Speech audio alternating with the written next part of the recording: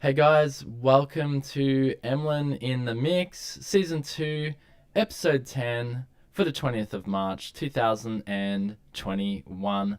Welcome to all of those who are watching on the YouTube channel right now, and of course, welcome to the regular podcast listeners on the podcast, of course. Available on your favorite iTunes and Spotify mediums and such. And without further ado, let's get stuck into today's podcast. I know there's been some positive feedback on the podcast on the YouTube, so thanks to those who've been checking it out there. And appreciate feedback or anything you want to hear in a future podcast. Also, I know just on the YouTube channel, I know with the sound, there's been a bit of a phase sort of effect on my microphone. It may still be occurring, so I do apologize for that, but we are working to get that corrected. But it should still be enough to enjoy my beautiful vocal tones. All right, let's get stuck into today's podcast here. And the first thing, this is pretty much going to be a news roundup on today's podcast. We don't have a feature today, but there's been some pretty cool developments and exciting news in the audio technology sector. So there's going to be a lot to cover today, and we're going to go through all of those things which stood out to me for the previous week. So let's get stuck into it. This first one comes from my friends at Softube, and this is, they have a new bundle collection. They're up to volume 5 now. Now, if you haven't checked out any of Softube's plugins before, definitely go check out. There's plenty of videos on YouTube. I've even covered some on their amazing harmonics plugin, perfect for vocals and getting that real vintage sort of sound. Definitely check out that video when you get time. It's the Harmonics plugin by Softube. That's going to be included, of course, in this Volume 5 update. So Softube is pleased to announce that Volume 5 plugin collection, the latest collection of Softube plugins, is available to purchase together at a fraction of the total cost of the individual plugins. Now, that is very true, because if you ever purchase Softube plugins on their own, they can be rather expensive. So this is a good way to get into the Softube environment at a fraction of the cost. So you'll find component modeling, analog channel strips, compressors, limiters, EQs, effects, reverbs and delays, and signal processors, amp sims, and instruments all in one. And again, I don't need to reiterate this, but Softube makes super quality and amazing sounding instruments and plugins. So I just thought this was definitely worth a mention. We do not get sponsored. We do not get paid. We don't really get any benefit other than probably the one thing I get from Softube is occasionally they'll give me some licenses to check out software, and I am due to do a major checkout of their software in some future videos on the YouTube channel. But I did want to just make a quick mention here, because I believe Softube make incredible plugins, and I'm not, saying this just because, I'm getting something on the side, because I ain't getting anything on the side. I wish I was. Anyway, guys, just checking the other camera there on YouTube to make sure that's not too dark. Boom. All right, let's keep rolling along. Exciting news here through the week. This one caught my attention. Now, if you are a Roland subscription user, or you have some of the Roland gear, you're going to absolutely love this. So they've just released a new model expansion. It's the JD model expansion, JD 800, model expansion. And basically, it's the return of a 90s digital icon for Xenology. So if you have Xenology and the Jupiter Xi XM, this one here is a 1991 release, emulation of a 1991 Roland's JD 800. And basically, it brought the synthesizer world back to its roots with a massive control-laden panel and an aggressively electronic sound palette. Built directly from the architecture of the original hardware, the JD 800 model expansion brings the gleaming tone and monster sound shaping potential of this vintage digital icon to Xenology. And if you have the hardware of the Jupiter Xi and XM, it's going to bring it there for you too. What's interesting is that towards the late 80s and early 90s, when synthesizers were going more and more digital, They sort of steered away from having these control-laden panels like you see in modern synths today. You probably can't see in the background here, for example, and it's a very small example. If you're watching on the YouTube here, you'll see I've got the Korg Minilug XD behind me, and that really has everything you need is on the front panel for controlling. It's very excellent indeed.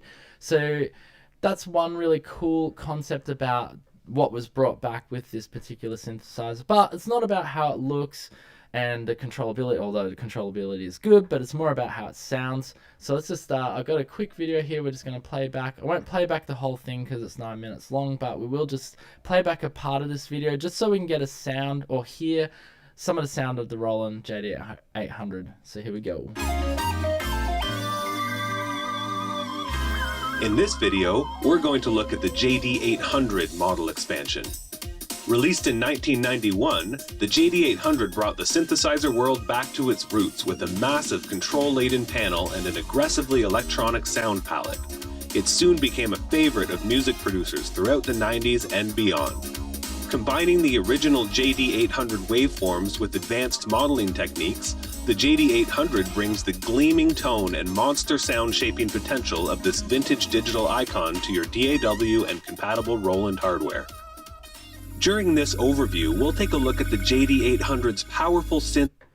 Yeah, so pretty much what I just basically said introducing this, but I wanted to play part of that video because you could hear in the background they're obviously using the JD800. It does have some sort of nostalgic sort of sound, you know, like a little bit of guitar flair and that sort of thing, but Architecture I think it makes sounds it so great. incredible and definitely worth checking out. That's the JD800 model expansion. If you have Xenology, you're on a Roland subscription, you'll be able to check that one out. Definitely worth checking out the Roland subscription, especially if you love Roland gear. You are absolutely going to love the sound of this synthesizer. You like early 90s, even late 80s sounding synthesizers. They do fantastic emulations, much like the Korg, the people over at Korg with their emulations as well. I dare say maybe it's the same people doing their software emulations. I actually don't know, but definitely worth checking that one out. Let's roll along to our next piece of news for the week. Gosh, there is a bit to get through here, but it's all good stuff. So next one comes from our friends at Arcade Outputs, and it is the new kit generator. And I love kit generators. If you watched any, or if you've been listening to this podcast for a while, you'll know I covered XO by XLN Audio. If you don't know what I'm talking about, check out the podcast that says XLN Audio, featuring the XO beautiful plugin. Essentially, what it does is it gets all your samples, which are all over the place, and it puts them into one area, and then you can build like kits, like drum kits and so forth out of them, and it's it's super amazing. So I sort of think this is along the same track. We're gonna have there's a quick video on this as well, but basically it's a point kick generator to any audio file with Arcade. So if you have Arcade by Output, this will be a fantastic thing to incorporate. Let's just quickly jump over to the web page here just with a bit more information on it. So it's a brand new feature. Kit Generator lets you automatically transform any audio file into a full, ready to play arcade kit. So now you can easily create personalized kits from any of the samples within Arcade or your own hard drive. So we're always collecting feedback. Yeah, we don't need to read that part, but they are collecting feedback. But definitely this is one to check out as well. If you like having your sample library organized and you like to create kits and so forth, this is going to be one. Just play a quick bit of this video back here. Greetings, fellow arcade enthusiasts. I come bearing good news. Now you can easily create personalized kits from any of the samples within Arcade or your own hard drive by using Kit Generator. Let's check it out.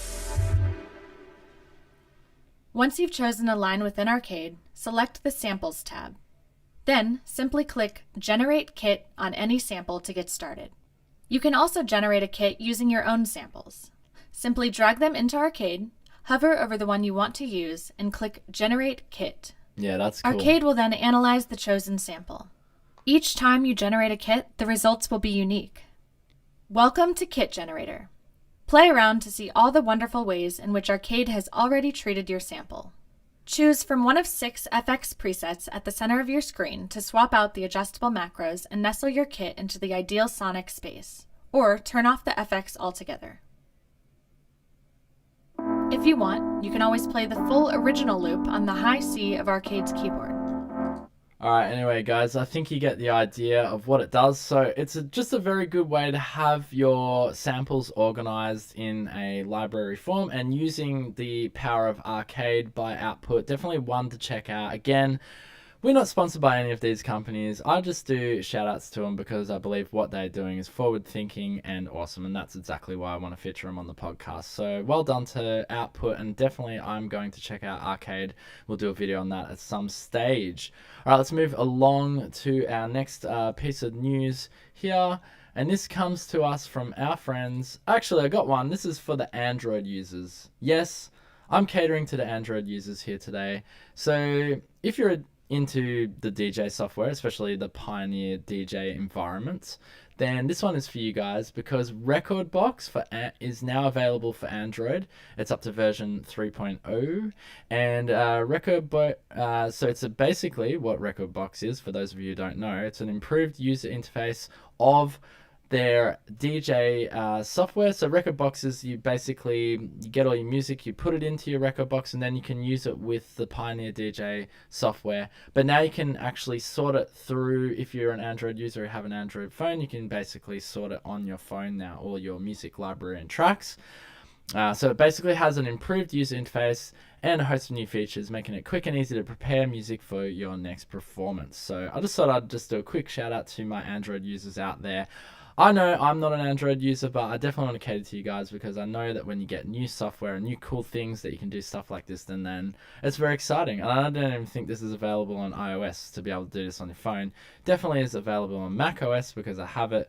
I don't know if you can see this on the YouTube here. No, you can't, but I do have Rekordbox down below here. Just an excellent way of getting all your tracks organized by key and BPM and so forth. So just want to do a quick shout out to that. And yeah, if you're a Pioneer DJ user and you use Android, this one's for you, I guess. All right, let's move along. This is the big news for today's podcast, and it is on the title of the YouTube here.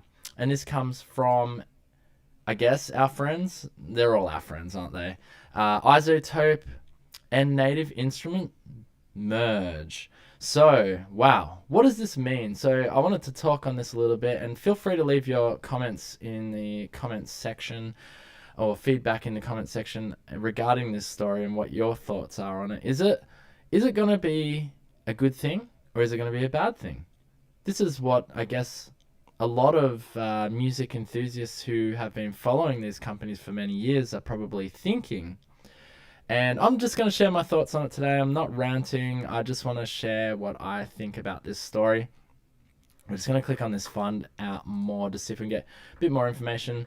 Very professional here on Emlyn in the Mix. Not actually opening this up for you guys here. But basically what we have is a joint message from iZotope CEO Mark Ithia, I hope I'm pronouncing that right, and Native Instruments CEO Konstantin I'm terrible at pronouncing these names. I'm going to say Konek. I'm going to say that. Hopefully that is correct. So essentially, more or less, they this is a week old news, by the way, now, but they essentially announced, those two CEOs, that I'll be joining. Now I'm just going to read a little bit of this article back for you, just so you have a little bit of a background. So essentially, these two CEOs are saying, and this was on, do we have a date here? This is on March 11th, so yeah, it is week old news now. So today we're both very excited to announce a new alliance between iZotope and Native Instruments, teaming up to form a new music and audio creator group. We want to share a little bit about why this is exciting for us, and most importantly for you, the creators, producers, and engineers who use our products daily. Between us, we share a vision where music making and audio production is easier and more accessible, no matter what you are in your creative journey or process, where you are in your creative journey or process. We believe that by combining forces, we can shape a future where you have everything you need to create your best work. Okay, so these are just sort of like nice, sort of light, fluffy words to make you not sweat or stress out or worry that you're, no longer going to get support for example, Machine or, any of the iZotope software. They're more or less saying they're going to be continuing and there's nothing to worry about. Anyway, we're not going to read the whole article here, but more or less, as you can tell from the start of, reading that little message there, the guys are essentially, well, the companies are essentially joining forces. Now, I guess this has caused quite a bit of speculation in the audio community. Like, what does it mean? What's going to happen? And my thoughts on it personally are, I think it's probably for a good thing. Just my only worry, and we did cover it on the podcast a few podcasts ago, it was earlier this year, when Native Instruments actually got purchased by an investment company, and this is also to do with that investment companies actually purchased iZotope, and that's why they're joining forces. I guess for me, and especially in recent months, you could say, yeah, Native Instruments has been a little bit quiet on their hardware front, and it's I guess been a little bit worrisome for some of those who use Native Instruments, especially the hardware side. They did release Machine Plus at the end of 2020, which is an incredible, I still believe it's a very, very good forward-thinking, innovative unit. However, it's still not very common for Native Instruments to be so quiet, and we did have the pandemic and so forth, so I guess there has been a little bit of worry about them being purchased by an investment company, and also a core group of their team actually leaving Native Instruments and going elsewhere. Anyway, it's definitely something that we, obviously as audio producers are, going to worry about whether this is going to be a good thing or a bad thing. But I'm going to be positive here, and I'm going to say, look, that maybe it is going towards a positive future. This joint venture will create some amazing opportunities for the teams, and maybe they'll come up with something really new and really innovative and really awesome in the future. I guess just time will tell on how this actually pans out. But anyway, guys, that's basically what I wanted to just quickly share with you on the the joint between iZotope and Native Instruments. This is definitely live YouTube right now. My son is calling me, "Hey, buddy." Well, I don't think we'll put him on the YouTube right now. But anyway, guys, we're going to wrap up the podcast right now. And as you can see, I've got to attend to a very young and annoyed son. And yeah, thanks so much for joining me, guys. Definitely share your comments in the comment section below. I'd love to hear back from you. And it doesn't get more real and live than this, does it? Thanks so much, guys. Peace out. Boom.